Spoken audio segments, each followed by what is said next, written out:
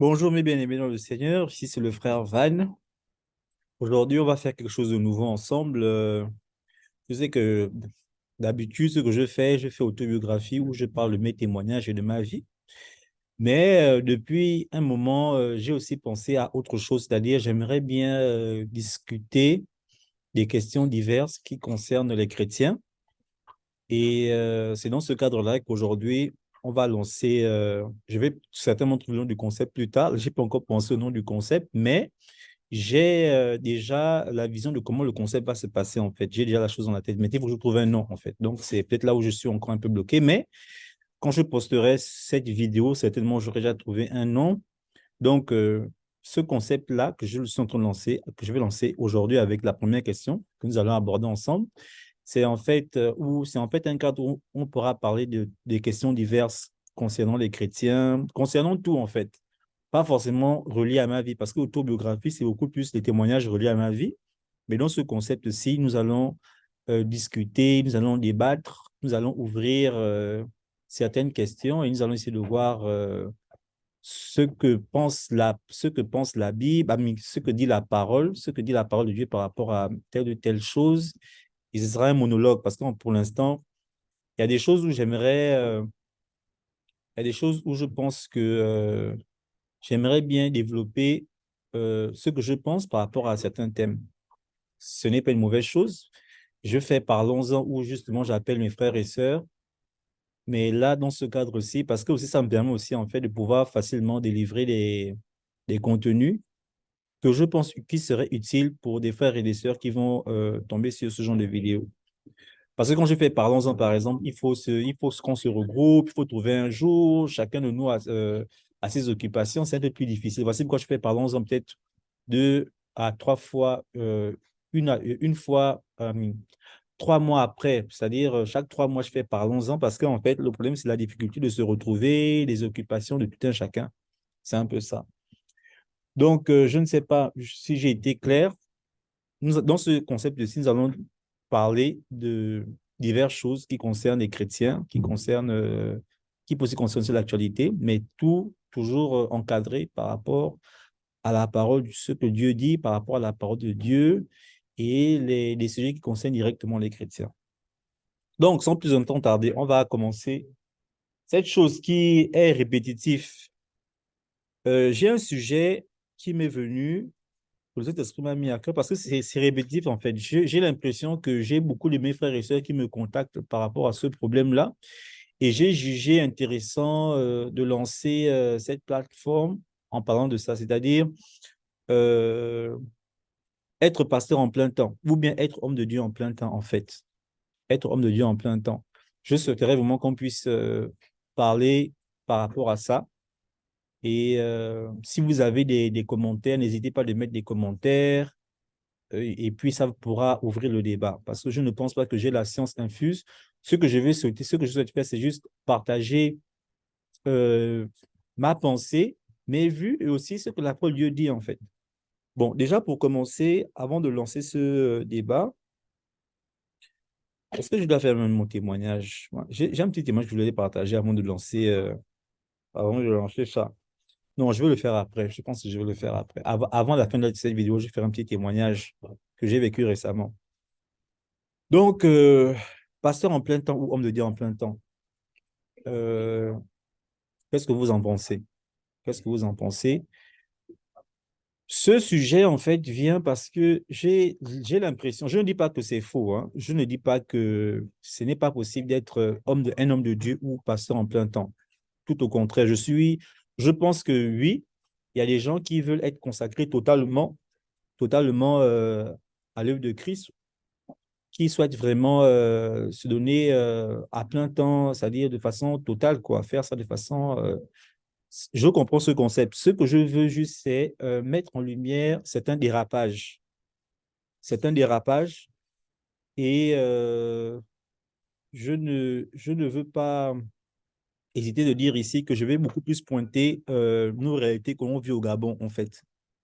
Je vais être franc par rapport à ça parce que c'est beaucoup plus par rapport au contexte de ce que nous vivons au Gabon que je souhaite parler de ce sujet-là, en fait. Et dans un premier temps, je voudrais dire que je ne suis pas contre les hommes de Dieu en plein temps ou bien être pasteur en plein temps. Tout au contraire, je pense que c'est possible par rapport à ce que la parole de Dieu dit, je pense que c'est très faisable. Moi, ce que je vais faire, c'est juste vous donner quelques exemples que moi j'ai vu ici aux États-Unis et vous donner ça comme une réflexion, en fait. Parce qu'il y a, malheureusement, il y a plein de dérapages qui se passent par rapport à cette affaire de je veux être un homme de Dieu à plein temps, je veux être un homme de Dieu à plein temps. Et voilà. Donc, dans un premier temps, déjà, je voudrais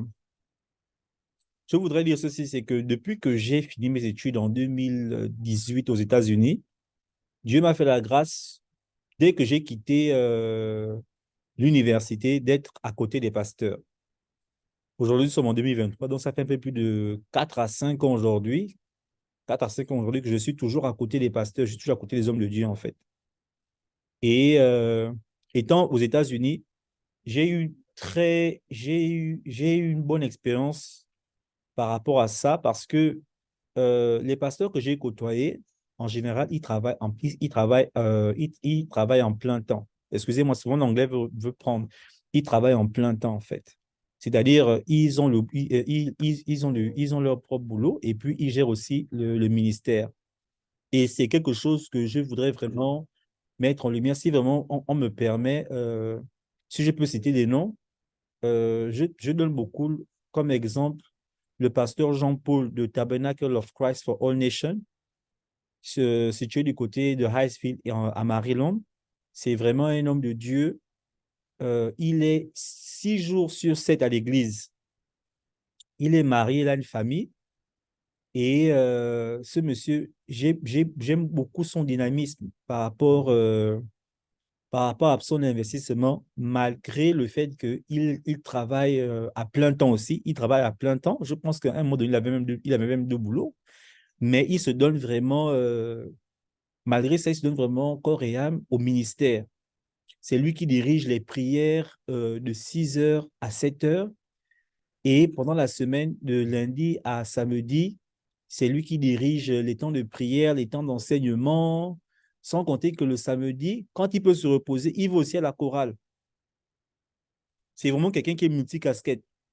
Et le pasteur Jean-Paul, je voulais vraiment honorer cet homme de Dieu que je connais parce que j'ai servi dans son église. Je suis toujours dans son église, mais vu à cause de la distance maintenant aujourd'hui, je ne suis plus très régulier là-bas. Mais je voulais vraiment mettre en lumière cet homme de Dieu merveilleux par rapport à son dynamisme, à son énergie, à son investissement dans le ministère, malgré il travaille à plein temps et il est aussi dans le ministère à plein temps. Donc, c'est juste pour mettre en lumière pourquoi je parle de ça. Et lui, il n'y a pas que lui, j'ai aussi connu des gens comme le pasteur Willy Poiti, j'ai aussi connu un autre pasteur du côté d'Oklahoma, avec qui le pasteur Sébastien d'Oklahoma. Et ce sont des gens, malgré qu'ils ont le ministère, malgré qu'ils ont le ministère, ils, ils travaillent à plein temps. Et aussi une chose aux États-Unis, c'est que les hommes de Dieu, comparément en Afrique, sont très humbles, sont très accessibles. Euh, j'ai quitté le Gabon en 2013. Peut-être que j'ai gardé cette image des pasteurs qui sont... En fait, j'ai l'impression qu'en Afrique, et vous pourrez toujours me corriger si je me trompe, mais c'est vraiment de ma propre expérience, les pasteurs sont vraiment élevés en Afrique. Ça aussi, c'est un problème. Les pasteurs sont vraiment élevés. C'est-à-dire, les pasteurs, aujourd'hui, sont même considérés, je ne sais pas, on peut aussi, c'est juste pas pour paraphraser, mais ils sont considérés comme Dieu, en fait. On ne peut rien leur dire. Ils sont, pour rencontrer un pasteur, c'est difficile. En fait, ils sont trop élevés en Afrique. Mais ici, aux États-Unis, les pasteurs sont accessibles, ils sont humbles. Parce que la vie, déjà, ici aux États-Unis, ne permet pas que tu puisses. Déjà, ici, tu ne peux pas. Malheureusement, ils n'ont pas je ne veux pas dire cette reconnaissance, mais ils n'ont pas ce piédestal qu'ils ont en Afrique, ici aux États-Unis. Et je pense que c'est une bonne chose parce que ça leur permet de rester humble, comparément à ce que j'ai vécu quand j'étais au Gabon. Parce qu'il y a des pasteurs là-bas au Gabon, je vous dis. Mais ça, peut-être que ça fera l'objet d'une autre vidéo. On en parlera en fond, comme vous allez comprendre. vous allez comprendre d'où je viens et d'où vient cette pensée. Pourquoi je dis que en Afrique, comparément aux États-Unis, les pasteurs aux États-Unis sont beaucoup plus accessibles, beaucoup plus humbles, comparément à l'Afrique. On en reparlera. Aujourd'hui, je veux vraiment qu'on se focalise sur pasteur en plein temps. Pasteur en plein temps, les dérapages.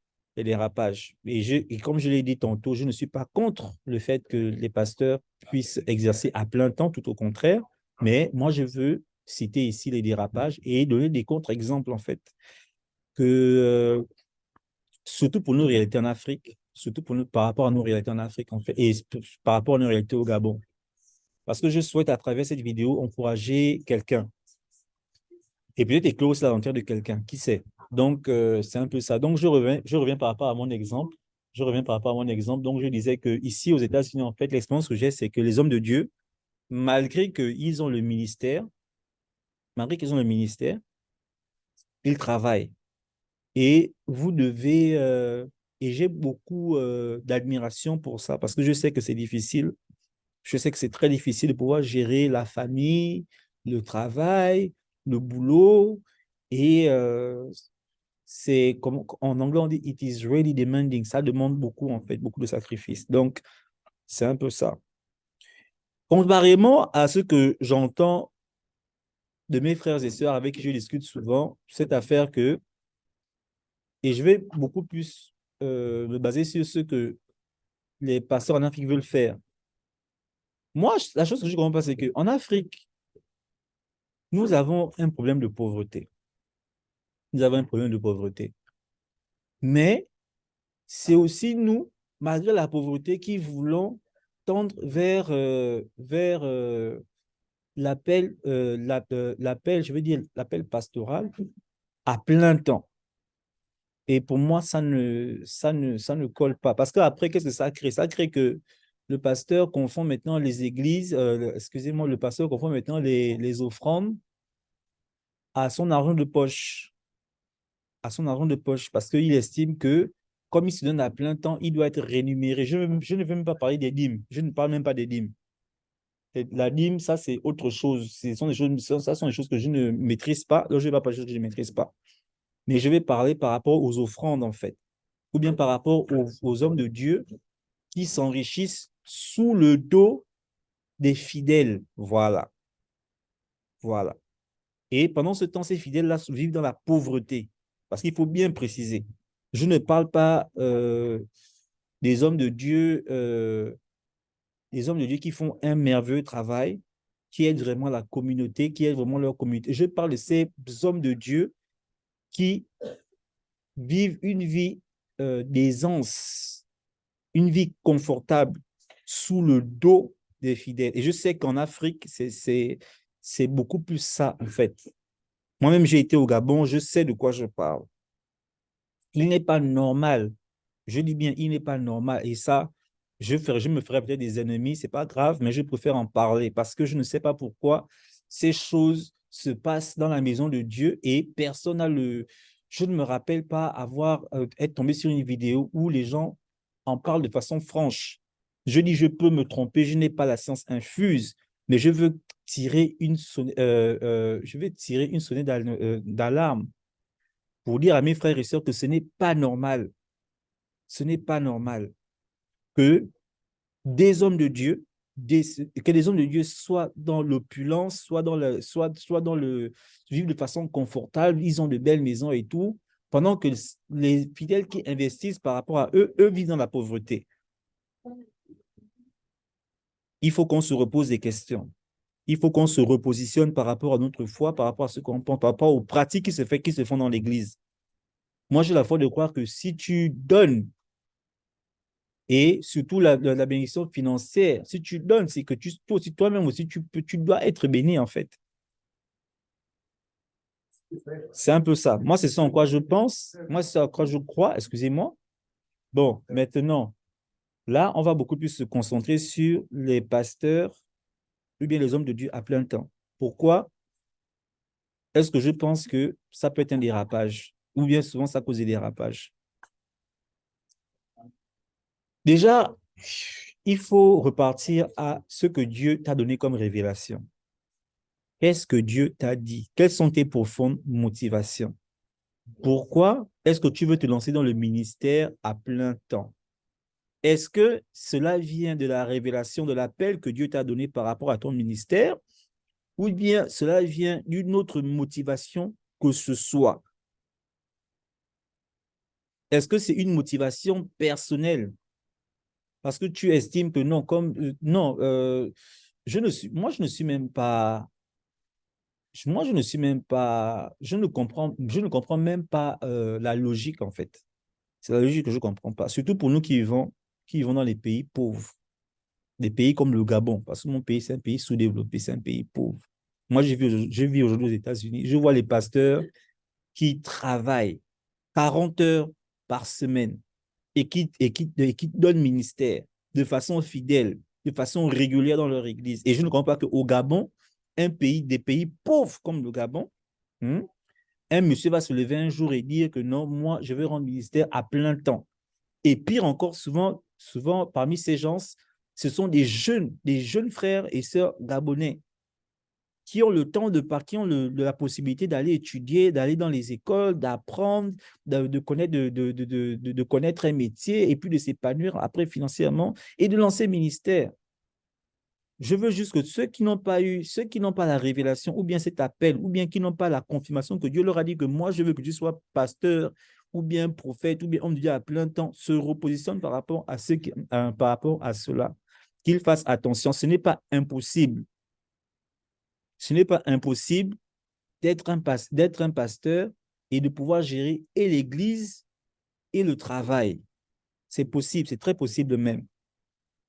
Tout dépend de comment tu organises ta vie, comment tu organises ces choses. D'autant plus que nous sommes dans des pays où il y a la précarité et la pauvreté. La Bible déclare que tu mangeras à la sueur de ton front. C'est le travail qui permet que tu puisses manger, que tu puisses subvenir à tes besoins, que tu puisses t'épanouir. Maintenant, il peut y arriver que oui, un fidèle peut te bénir par rapport à quelque chose que le Seigneur l'a mis à cœur. Je ne suis pas contre ça, mais moi, je suis contre les motivations des gens qui veulent aujourd'hui s'asseoir dans les églises pour seulement être entretenus par les fidèles. C'est ça voici la chose contre laquelle je veux lutter, la chose contre laquelle je ne suis pas d'accord. Et sans nous repositionner. Surtout pour nous qui vivons en Afrique, surtout pour nous qui venons des pays précaires, des pays sous-développés. Aux États-Unis, par exemple, ici, je sais qu'ils ont des possibilités, ils ont des facilités de pouvoir être des hommes de Dieu à plein temps. Et il y en a. Il y en a. Il y en a. Tout dépend. Moi, je pense que tout dépend de l'appel, tout dépend de ce que Dieu t'a dit par rapport à ton ministère, comment il veut que tu puisses gérer ton ministère. Si c'est de Dieu, je n'ai aucun problème avec cela. Mais si ce n'est pas de Dieu et que c'est une motivation personnelle, c'est là où je veux tirer votre attention. C'est là où je veux tirer votre attention. Surtout pour nos jeunes frères et sœurs aujourd'hui qui ont l'amour du Seigneur et puis qui décident d'eux-mêmes d'être serviteurs de Dieu à plein temps. Il faut faire attention. Quand tu rentres dans le ministère, il faut suivre les instructions. Qu'est-ce que Dieu t'a dit? Moi, aujourd'hui, je ne suis pas un homme de Dieu. Mais avec ce que je fais aujourd'hui par rapport à ma chaîne, je sais qu'il y a des choses que je vais faire. Il faut écouter. Il faut en fait, on se lève un matin, on fait des choses. Il faut vraiment que le Seigneur te donne des instructions. Et il faut écouter et essayer, parce que je sais que souvent ce n'est pas facile. Nous sommes des êtres humains. Souvent nous échouons ou bien nous mal interprétons, nous commettons des erreurs. Mais il faut essayer à son niveau de pouvoir écouter l'instruction et exécuter l'instruction de façon à la lettre, de façon dont elle nous a été donnée. Donc, c'est un peu ça, mes frères et sœurs, parce que je suis très touché, parce que je ne vais pas rentrer dans les cas particuliers de certaines choses que j'ai écoutées encore, qui me donnent souvent des mots de tête. Je ne vais pas essayer, parce que mon but n'est pas de condamner qui que ce soit, mais mon but, c'est vraiment d'attirer l'attention de ceux ou celles qui vont tomber sur cette vidéo et qui sont peut-être en train de prendre une décision dans ce sens, de rentrer en plein temps dans le ministère. Et quand tu rentres en plein dans le ministère, c'est une très bonne chose. Mais maintenant, est-ce que ça vient de Dieu ou bien c'est une motivation personnelle? Voilà. Parce que ne rentre pas dans le ministère maintenant pour que les gens t'entretiennent. Ne rentre pas dans le ministère maintenant, en fait, pour faire de cela un business. Voilà. Ou bien parce qu'à un moment donné, mais moi, je comprends ce sentiment. Tu donnes beaucoup pour le ministère, à un moment donné, tu te dis que non, mais la façon dont je donne, je dois aussi être, comment dire ça? Je dois aussi gagner, en fait. Je dois aussi gagner. Mais ce que tu gagnes, ce n'est pas toi. Ce n'est pas toi qui décide ce que tu gagnes, c'est Dieu qui décide. Souvent, moi, quand j'ai fait des... C'est vrai que ce n'est rien, hein. Je ne suis pas un homme de Dieu. Je ne suis pas un homme de Dieu et je ne vais pas mettre... J'essaie de mettre à votre place. Mais moi, je vais donner un petit exemple à mon niveau. Quand j'ai fait les vidéos YouTube, déjà, je ne gagne rien avec ces vidéos. Je ne gagne rien. Au contraire, même, c'est même moi qui dépense parce que là, pour que je puisse avoir l'abonnement pour pouvoir faire mes vidéos sans coupure et tout, si je paye la connexion, je paye le temps, l'énergie, c'est moi qui donne. À la fin, je n'ai pas quelque chose de monétaire. Je ne reçois pas d'argent. Je le fais, c'est vraiment, comme on dit, je donne. Parce que donner, ça veut dire, donner, c'est quand tu donnes, ça veut dire en fait, tu ne reçois rien en retour, mais tu donnes seulement. Je comprends ce sentiment. Souvent, on a l'impression qu'on donne. Vous avez l'impression que vous donnez, parce que moi, je ne sais pas que je donne comme vous. Vous donnez beaucoup, l'énergie, votre temps, vous vous séparez de vos familles, vous faites des choses. Et à un moment donné, il y a peut-être ce sentiment de se dire que non, mais avec tout ce que j'ai fait comme travail, j'ai le droit aussi de toucher de temps en temps dans la caisse de l'église. Rappelez-vous que ce n'est pas votre droit de faire ce genre de choses. Et je pense que je multiplierai beaucoup ce genre de vidéos parce qu'il y a tellement de tabous, tellement de choses, il y a tellement de faits de société diverses dans notre communauté chrétienne. Et j'ai l'impression qu'on n'en parle pas assez, ou bien on n'en parle pas du tout. Voilà, on n'en parle pas du tout, c'est ça la vérité. On en parle entre nous de façon cachée, de façon dans les petits groupes entre eux. Mais je pense qu'il est temps aujourd'hui de pouvoir crever on dit l'abcès, hein, de crever l'abcès afin que la lumière jaillisse. La Bible déclare que tout ce qui est révélé est condamné. Il faut commencer à révéler ces pratiques, ces choses. Et je crois qu'à travers ce genre d'émission, on va parler de beaucoup de choses dans ce sens. J'espère que j'ai été assez clair par rapport au phénomène des hommes de Dieu à plein temps. Comme je le dis tantôt, je ne suis pas contre les hommes de Dieu en plein temps, tout au contraire. Mais je dis tout dépend de l'appel et de la révélation que tu as reçue de Dieu par rapport à ton ministère. Si Dieu t'a dit et t'a confirmé que par rapport au ministère, je veux que tu sois à plein temps, si ça vient de Dieu, personne ne peut contredire ou bien contrecarrer ou bien s'opposer à ce que Dieu veut. Mais si cela vient de quelque chose de personnel, quelque chose à des fins personnelles, c'est là où je ne suis pas d'accord. Et je veux aussi dire aussi à mes jeunes frères et sœurs qui rentrent dans le ministère très tôt, ne rentrez pas dans ce piège, surtout s'ils n'avaient pas reçu la révélation. Cherchez à être formé. Cherchez à avoir une formation. Cherchez à pousser, mais peut-être pas faire de longues études, mais faites au moins des études de façon que vous puissiez subvenir à vos besoins. Dieu bénit aussi le travail, le fruit de nos mains. Ne vous cachez pas derrière le ministère pour pour pouvoir être confortable dans la vie. Il faut travailler. Et j'ai la foi de croire que si Dieu t'appelle le ministère, il vous donnera la force de pouvoir gérer et le ministère et le travail. Ce n'est pas impossible. Notre Dieu est tout puissant. Voici pourquoi j'ai commencé mes propos. Voici pourquoi j'ai commencé mes propos en vous parlant des pasteurs que j'ai rencontrés ici aux États-Unis et de mon pasteur, je vais dire actuel, parce que c'est toujours avec lui que je communique, qu'on appelle le pasteur Jean-Paul de Tabernacle of Christ for All Nations. Ça même, le Tabernacle of Christ for All Nations. Je vous invite, ce sont des hommes de Dieu qui m'ont donné à admiration. Parce que pouvoir gérer pouvoir être à l'église 6 jours sur 7 et travailler parfois deux boulots, ce n'est pas donné à tout le monde. Mais ici, ils le font, c'est que c'est possible. Et il y a beaucoup de ça ici aux États-Unis. Voici pourquoi je pense qu'aux États-Unis, les hommes de Dieu sont beaucoup plus humbles. Comparément en Afrique, où ils sont assis sur un certain piédestal, ils sont presque inaccessibles, on les considère comme des dieux, alors que ce sont les êtres humains. Ce sont des enfants de Dieu. Ils ont le titre, ils ont la position d'enfant de Dieu. Maintenant, être pasteur et tout, prophète, ce sont des titres, mais ils ne sont pas plus que vous et moi.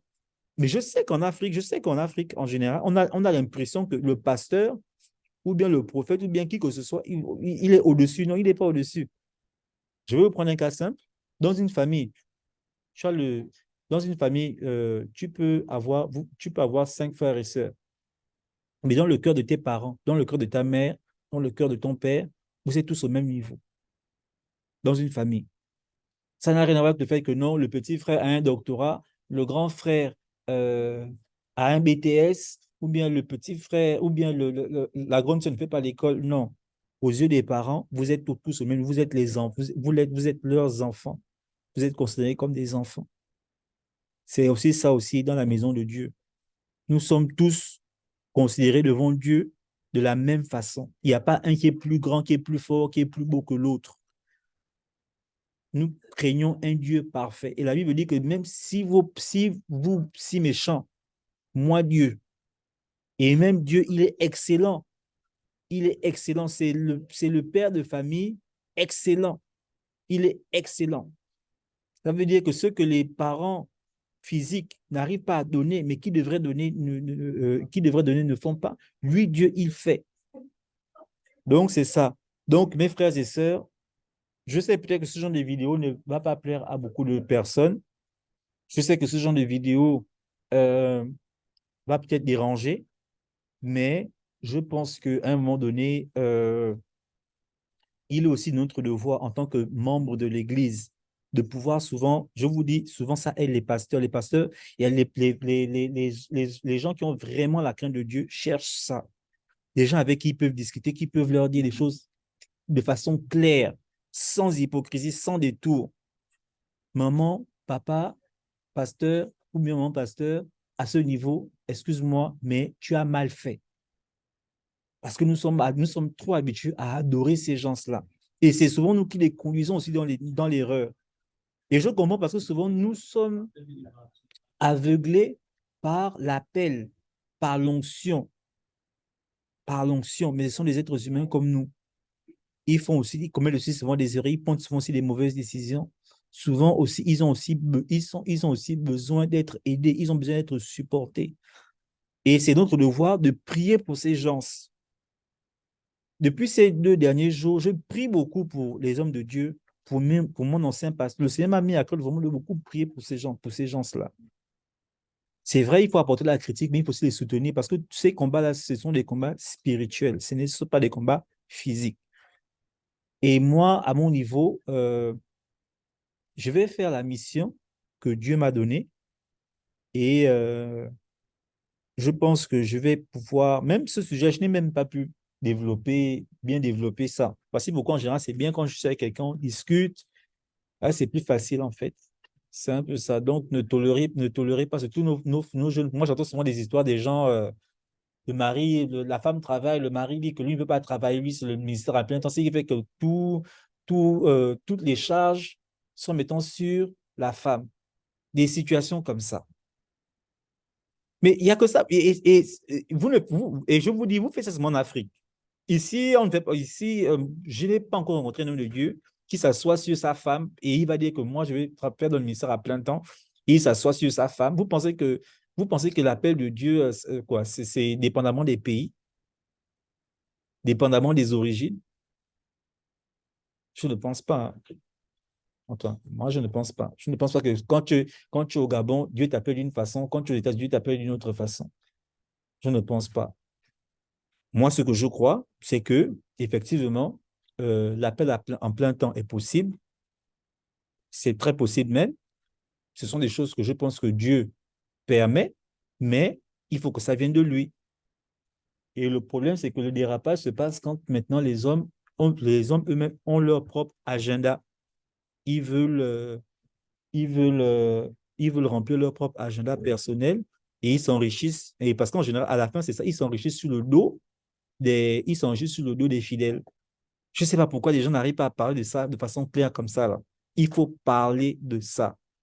Moi, je subis, vous ne le savez peut-être pas, hein, je subis beaucoup le combat. Voici pourquoi vous voyez depuis un temps, il y a comme un arrêt par rapport au témoignage. Et je sais, c'est même une sœur qui me l'a dit, qui m'a rappelé ça en fait. Et je sais que je subis des combats. Les combats, ce n'est pas physique, ce sont des combats spirituels. Parce que je vais vous dire un secret. Je fais des interviews avec des gens, des auditions avec des gens tous les jours pour venir témoigner sur cette chaîne. Bon, quand je dis tous les jours, c'est trop dire, mais de façon régulière. Et vous allez remarquer que depuis janvier, j'ai difficilement eu quelqu'un qui est passé sur ma chaîne pour pouvoir rendre témoignage ou bien, voilà. Le problème, ce n'est pas de leur faute à eux. Le problème, c'est que le diable s'est levé. Le diable se lève par rapport au travail que je fais. Et je le sais. Et je le sais. Voici pourquoi moi, je profite de ce moment pour rentrer dans la prière. Parce que ce n'est pas des combats physiques. Il y a beaucoup de gens, il y a même des personnalités, il y a des chantres, il y a des grands chantres de l'Éternel avec qui j'ai fait des interviews, qui étaient censés venir sur cette chaîne rendre témoignage et ça ne s'est jamais fait. Je ne les en veux pas parce que moi, je connais le combat que je mène en fait. Je sais que cette chaîne, elle sera combattue. L'œuvre de Dieu est toujours combattue. Les hommes font les choses de façon plus, les hommes font les choses de façon plus facile. Les païens, je veux parler des païens. Mais nous, quand ça concerne l'édification du corps de Christ, amener les âmes à Christ, le diable ne peut pas être content et il combat. Donc, c'est mon combat en fait. Le problème, ce n'est pas eux. Le problème, c'est le combat qui se passe par rapport à moi, par rapport à la vision que Dieu m'a donnée. Et ce combat va se mener. Le Seigneur gagnera toujours. Moi, je profite de ce moment-là pour rentrer encore dans la prière, rentrer encore dans la révélation.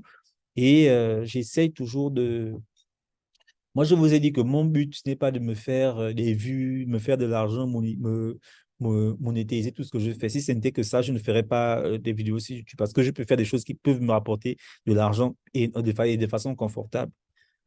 Mon but, c'est vraiment le message de Christ, sauver le maximum des âmes, ramener beaucoup de tous ceux qui sont perdus à Jésus-Christ.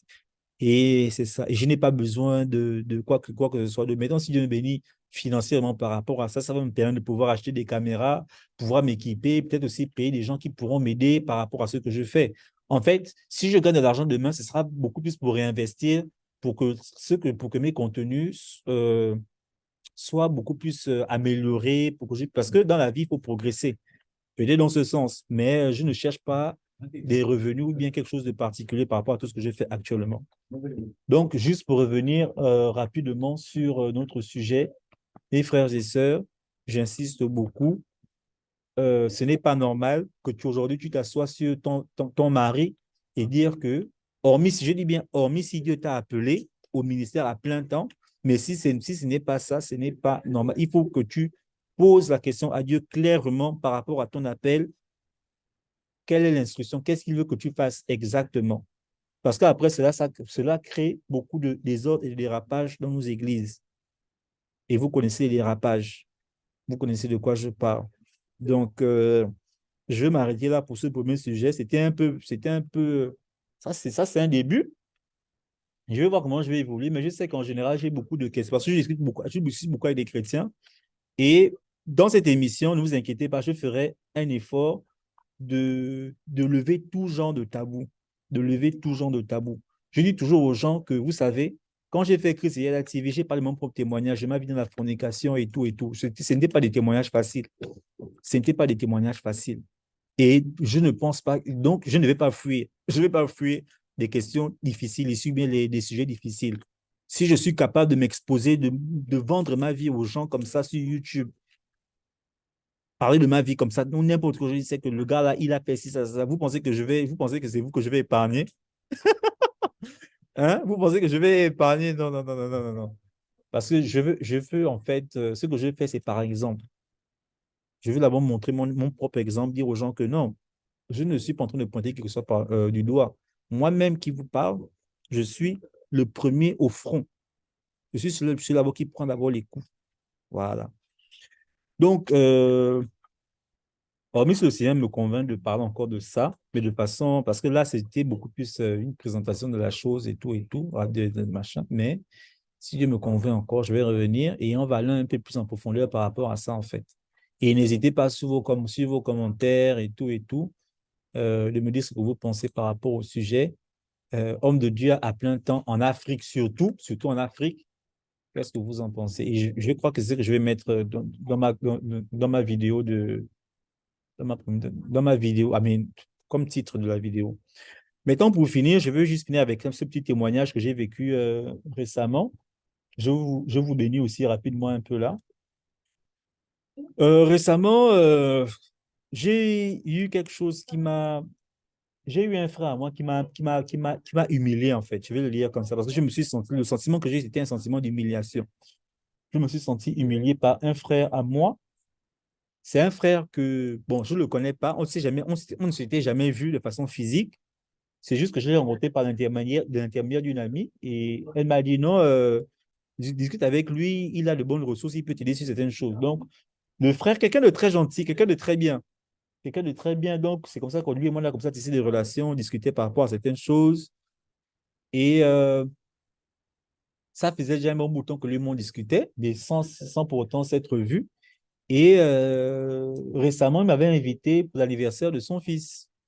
Il m'avait invité pour l'anniversaire de son fils parce qu'il voulait que on puisse se rencontrer parce qu'on ne s'était jamais vu et tout et tout. Ce jour-là, je me rappelle, c'était un samedi, on avait notre évangélisation du mois. Donc, le matin, j'étais à l'évangélisation et c'était du côté du Maryland parce que moi, j'ai vu en Virginie. Donc, le matin, très tôt, j'ai dû aller du côté de Maryland et Dieu se sait comme, la distance que j'ai dû parcourir par le Maryland, faire l'évangélisation, préparer la nourriture pour les gens et tout, et tout, et tout. Après, je suis rentré. Et quand je suis rentré, j'étais vraiment fatigué. Mais je me suis dit que non, le frère m'a invité, je vais quand même passer là-bas, quand même. Ne fût-ce que dire bonjour, après, je vais continuer mon chemin, aller me reposer et retravailler le soir. C'est comme ça que je me rends au lieu de rendez-vous, mais le frère n'est pas là. Le frère n'est pas là.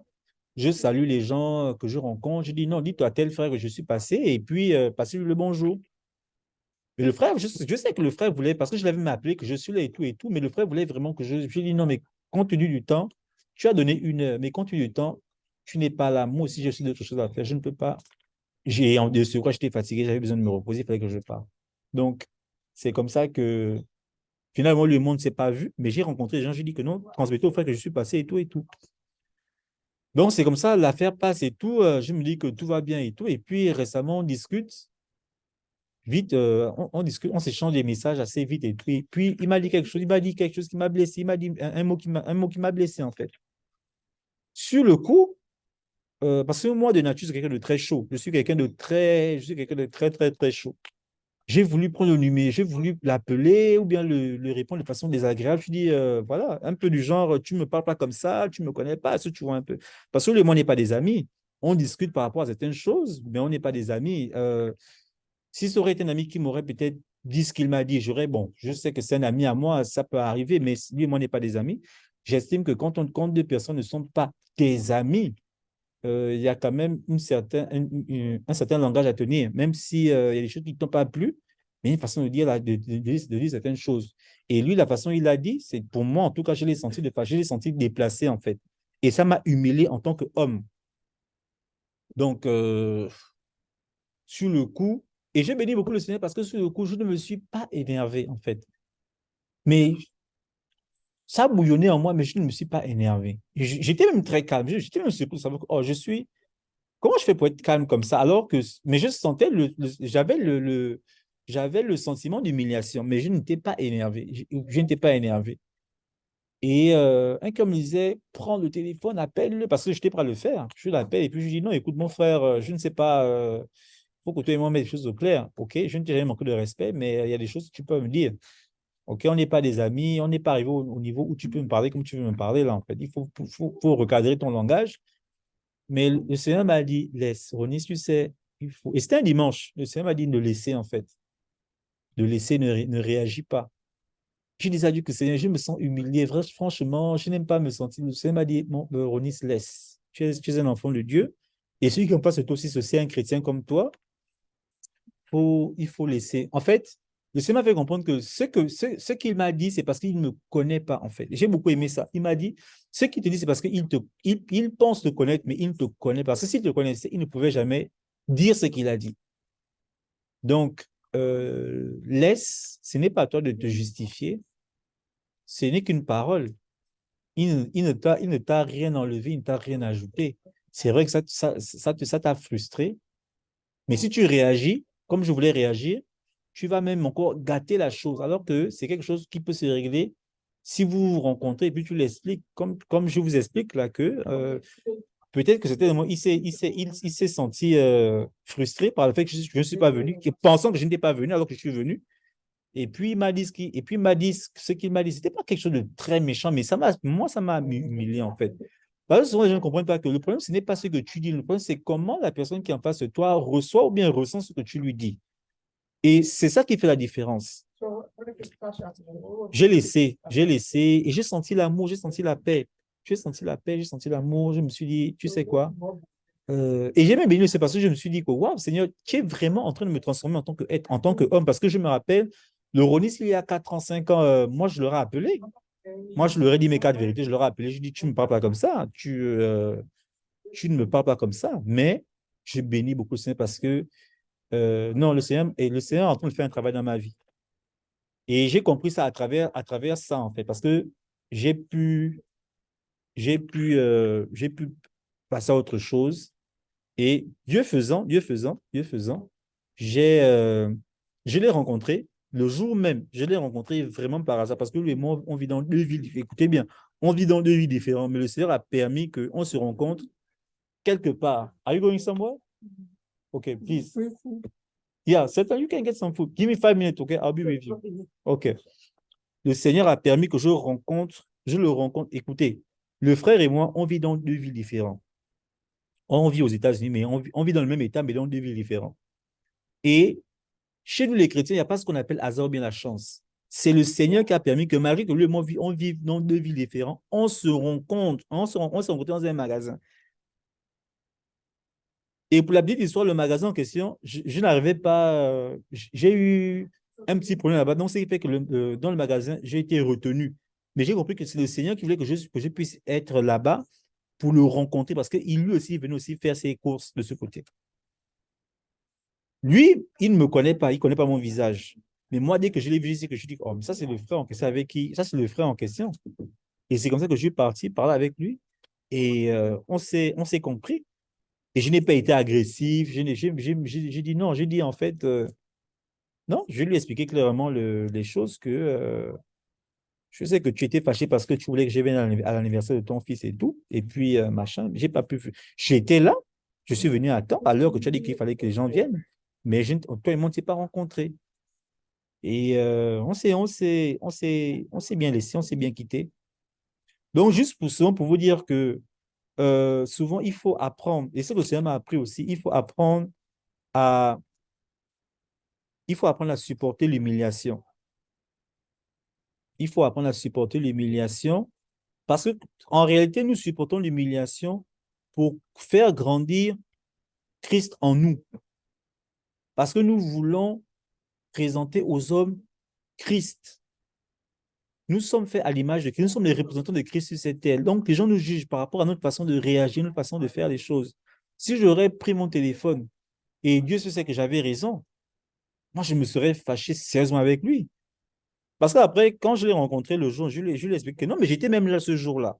Le problème, c'est que vous, les Africains, vous donnez une heure, vous ne respectez pas l'heure. Moi, je travaille avec le temps. Je me suis dit que, OK, je viens faire 5 minutes. Tu as dit que ça commence à telle heure, je viens faire 5 minutes, mais tu n'es pas là. Est-ce que c'est de ma faute? Maintenant, tu me parles un peu de façon désagréable. Lui, moi, on s'est bien compris, hein. Il n'y a pas eu d'échange, quoi que ce soit, non. On a souri, j'ai même vu sa femme et son fils et tout. C'est passé, quoi. Donc, c'est ça. J'ai béni beaucoup le Seigneur parce que je me suis rendu compte que le Seigneur est vraiment en train de me transformer. J'ai pris beaucoup parce que moi, je suis quelqu'un, je ne suis pas colérique, mais souvent, je suis un être humain. Souvent, je tombe dans des choses qui ne reflètent pas les œuvres de Christ en moi. Et à travers ça, j'ai réalisé que non, le Seigneur enfin, est réellement en train de travailler dans ma vie. Le Seigneur est en train de faire des choses. Il m'amène à d'autres cieux et j'ai la foi de croire que Le Rollins que j'étais hier n'est pas le Russe que je suis et ne sera pas le Russe que je serai demain. Je suis en train de dire quelque part avec le Seigneur et je veux encourager tous mes frères et sœurs parce que je sais que beaucoup de gens, beaucoup, même parmi les chrétiens, beaucoup ont ce problème-là. Ils sont très. Dès que tu ne supportes, dès que aussi quelqu'un te parle d'une façon ou bien d'un genre, si on te piétine, si on te machin, tout de suite, tu te jettes, tu montres. Mais rappelez-vous que c'est à travers nous, c'est nous qui apportons le royaume des cieux sur cette terre. Il y avait un pasteur qui disait ça, que c'est nous qui apportons le royaume des cieux sur cette terre. Et comment apportons le royaume des cieux? Si nous comportons comme des sauvages, comme des lions, comment pouvons-nous apporter le royaume des cieux? Il faut que quand un homme soit à côté de toi, ici soit en paix. Ils sentent la paix, ils sentent l'amour, ils sentent la vie. Et je sais que c'est un exercice difficile, mais je suis passé par là, mais j'ai la foi de croire que le Seigneur nous rendra capables. Parce que moi, je suis encore en train de travailler par rapport à ça dans ma vie. Je ne suis pas encore arrivé, mais je sens que le Seigneur est en train de m'amener quelque part. Et j'ai la foi de croire que ça aussi est ta portion. Donc, nous ne serons pas toujours prompts à réagir selon les plans ou les desseins du malin, mais soyons plus vigilants, ayons l'esprit de discernement pour comprendre et savoir que non, là, le Satan veut créer quelque chose. Parce que ce gars-là, ce monsieur-là, c'est quelqu'un qui m'aide beaucoup dans beaucoup de choses. Si on se serait séparés, même si j'avais raison, même si on se serait séparé avec ma raison, mais j'ai détruit une relation. J'ai détruit une relation. Donc, c'est ça. Et il y a même une chose que j'ai envie de dire, avant de finir. Ah, j'ai envie de dire beaucoup de choses. Récemment, j'avais lu, j'ai un frère à côté de moi, il faut que je vous quitte. Mais je vais juste finir en disant ceci. Récemment, j'ai lu La venue de Jésus. Quand Jésus devait naître sur cette terre, il y a un prophète dans la Bible, j'ai oublié son nom, je ne vais pas dire son nom, je ne vais pas dire des choses, des inepties, je préfère garder parce que je ne suis pas sûr de son nom. Il y a un prophète qui avait reçu la révélation que Jésus devait venir et il devait mourir après avoir vu, il devait être enlevé après avoir vu Jésus. Et la Bible dit que il a été dirigé par le Saint-Esprit pour rencontrer l'enfant Jésus, pour savoir exactement où il devait rencontrer. Il avait reçu la promesse, mais il a été dirigé par le Saint-Esprit pour rencontrer Jésus. Et ça veut dire, en anglais, on dit fulfill. Ça veut dire pour accomplir cette promesse-là. Il ne devait pas mourir sans vous avoir vu l'enfant Jésus, le libérateur, le sauveur. Apprenons à être dirigés. Nous avons des promesses. Nous avons des choses que Dieu nous a dit, c'est pour nous. Nous avons des choses. Mais maintenant, apprenons à être dirigés par le Saint-Esprit. C'est très important. C'est souvent ce qui fait la différence. Et je pense que je vais faire une prédication par rapport à ça, mais je vais le faire en anglais. Apprenons à être dirigés. La promesse est là, mais pour arriver à la promesse, il faut être maintenant dirigé par le Saint-Esprit. C'est là où se trouve la différence. Donc, souvent, quand tu fais face à une situation, ne laisse pas tes émotions, ne laisse pas le vieil homme revenir en toi, mais apprends à être dirigé par le Saint-Esprit. Apprends à être conduit par le Saint-Esprit.